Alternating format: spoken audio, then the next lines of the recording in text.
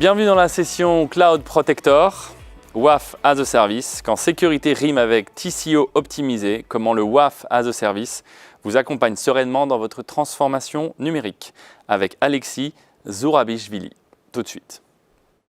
Merci Alexis. Aujourd'hui, je suis ravi de vous présenter une session technique autour de Cloud Protector, notre WAF en mode SaaS, précisément autour du sujet suivant. Quand sécurité rime avec TCO optimisé, comment le WAF as a Service vous accompagne sereinement dans votre transformation numérique. Je vous invite donc à commencer par des challenges précis relatifs à la sécurité des environnements web. Il y a en effet 4 enjeux majeurs. Le premier enjeu que vous voyez ici est donc d'allier la sécurité et le faible taux de faux positifs. En effet, l'intégration de la sécurité au cœur d'un système en production constitue bien souvent une crainte de blocage inadapté, comme on a pu le voir juste avant, par rapport aux faux positifs. C'est un enjeu majeur pour les RSSI et les responsables des applications. Le deuxième constitue le fait de couvrir des environnements hybrides, hétérogènes. En effet, vos applications aujourd'hui sont hébergées souvent à la fois on-premise, dans les cloud providers, mais aussi chez des hébergeurs tiers ou des partenaires. C'est la raison pour laquelle une solution de sécurité doit être à même d'assurer un niveau de protection homogène dans ces environnements hétérogènes via une solution unique, avec un point de reporting unique aussi. Troisième point, limiter la charge de configuration et de déploiement. En effet, c'est le nerf de la guerre. La charge d'administration est souvent un frein pour l'adoption d'une nouvelle politique de sécurité ou d'une nouvelle solution de sécurité. Et le manque de ressources humaines, comme vous le voyez ici, et l'impact trop élevé d'intégration d'une solution constituent du coup un frein majeur. Enfin, les applications web externes présentent un niveau de risque qui est élevé, avec 35% des vulnérabilités découvertes en 2019 sur les différents CMS, classées comme présentant un risque élevé ou critique par rapport au système de la couche réseau, par exemple, qui sont exposés sur Internet et qui, quant à eux, ont un niveau de risque beaucoup moins élevé puisqu'ils représentent à environ 5%. Et selon une récente étude, il faut plus d'1 mois à une organisation en moyenne pour corriger ces vulnérabilités les plus critiques affectant les applications web. D'où la nécessité en fait, de patcher immédiatement en amont de l'application vulnérable. Et c'est la raison pour laquelle vous voyez ce 4e point majeur au niveau des challenges, qui est le patch en production d'une application. Donc effectivement, la mise à jour d'une application peut engendrer des effets de bord, la mise à jour rapide, et potentiellement impacter la production et le business. Ce qui nous amène à Cloud Protector. En effet, Cloud Protector, comme vous pouvez le voir ici, est notre solution WAF en mode SaaS, c'est-à-dire que c'est une solution qui est entièrement hébergée par les soins de Rode et Schwartz et qui vous permet, via une simple redirection DNS, de couvrir vos applications web en quelques clics.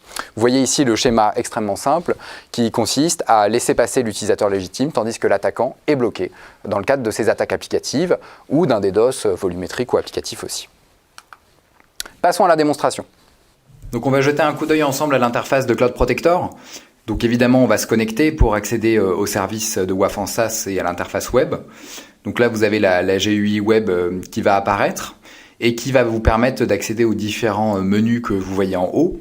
Donc là, on va vraiment se concentrer sur le plus simple, c'est la création d'un site web. Donc là, on va voir les sites web qui sont déjà configurés et ensuite avoir la possibilité d'en créer un en lui indiquant évidemment un nom, un label qu'on va pouvoir retenir. Et évidemment, le FQDN que l'on va vouloir protéger via Cloud Protector.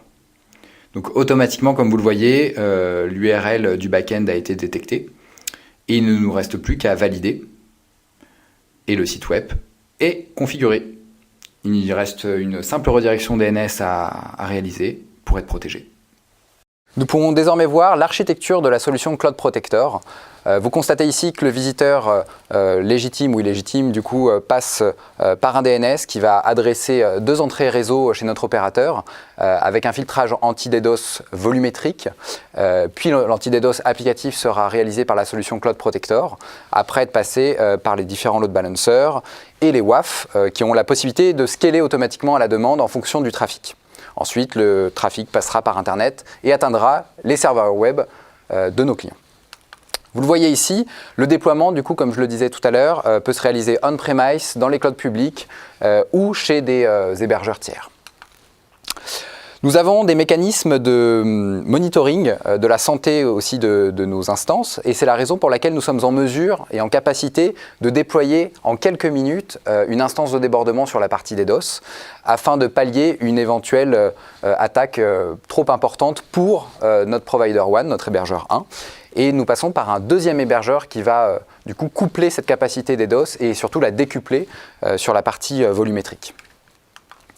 Quant aux interactions avec nos clients, ils sont en mesure d'accéder à des métriques précises sur le niveau 7, donc sur la couche 7 du modèle OSI, où ils verront les attaques bloquées, les temps de réponse de leurs applications, les codes d'erreur, etc., etc. Pourront réaliser des paramétrages via l'interface de Cloud Protector et enfin pourront réaliser de l'automatisation par API. Et c'est justement sur ce point que nous mettons en lumière que nous allons axer la deuxième partie de cette présentation. Alors justement, le patching d'une nouvelle CVE avec le WAF en mode SaaS. Nous allons tout d'abord nous demander quels sont les objectifs du virtual patching. Ce dernier consiste en réalité à ajouter une règle de liste noire spécifique sur votre application avec principalement deux scénarios. Les suivants. Votre application est vulnérable à une toute nouvelle CVE qui n'est exceptionnellement pas couverte par les moteurs de sécurité par défaut de Cloud Protector et vous faites donc le choix de la patcher directement afin qu'elle soit couverte par les moteurs mis à jour par Rohde & Schwartz. Ou vous utilisez un programme de bug bounty et un chasseur a découvert une vulnérabilité qui n'est encore pas protégée par Cloud Protector. Comment l'appliquer et la déployer? C'est le deuxième point. Ce processus peut être réalisé manuellement à l'aide de l'interface graphique, mais il est intéressant de l'industrialiser en utilisant l'API dans certains cas. En effet, vous avez de nombreuses applications à corriger et avez besoin d'une intégration étroite avec votre programme de bug bounty, par exemple. Et c'est la raison pour laquelle le processus peut être réalisé de manière industrialisée par API via l'API documentée que nous fournissons avec Cloud Protector. Donc nous allons prendre le cas ici d'une CVE relative à une application en production qui vient de sortir. L'application est vulnérable à la CVE 2020-7961, comme vous pouvez le voir. Et après analyse, l'exploitation de la vulnérabilité peut être bloquée en détectant un modèle spécifique que vous voyez ici.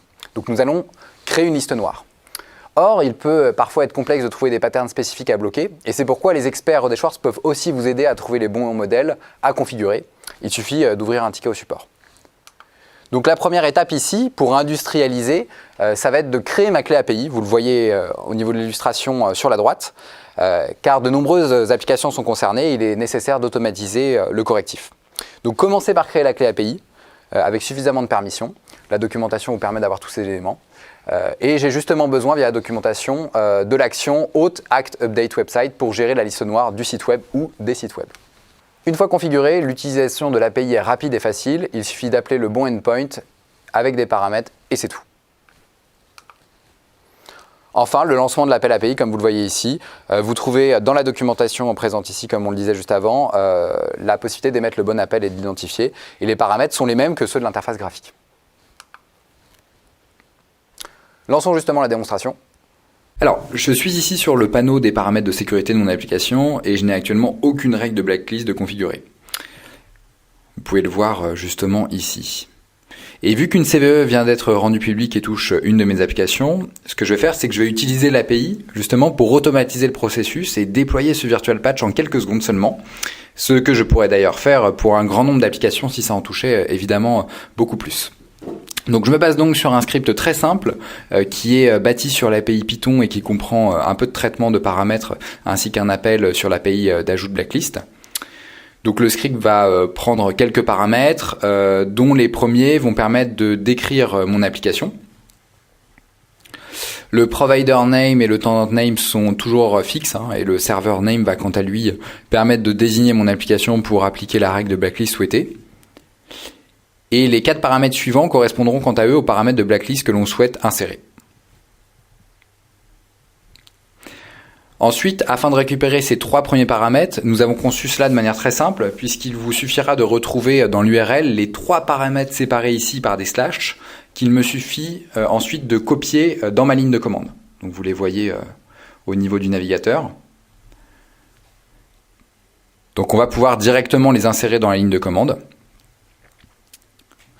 Et cela nous donnera donc ceci avec la description de la règle de ma blacklist et mon pattern.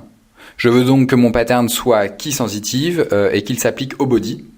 On a en effet le choix au body ou au header pour l'application. Donc ensuite, je vais valider et la règle sera instantanément créée. Voilà, vous le voyez ici. L'ID de la règle a été généré en parallèle que je pourrais bien sûr réutiliser pour par exemple supprimer cette règle de blacklist. Et donc maintenant, si je retourne dans l'interface et que je rafraîchis, je vois mon nouveau pattern qui a été instantanément ajouté. Et ensuite, je peux bien sûr aller le modifier si je veux et je retrouve bien mon pattern key sensitive qui s'applique donc au body avec ce que j'ai renseigné en entrée. Voilà, c'est tout pour cette démonstration.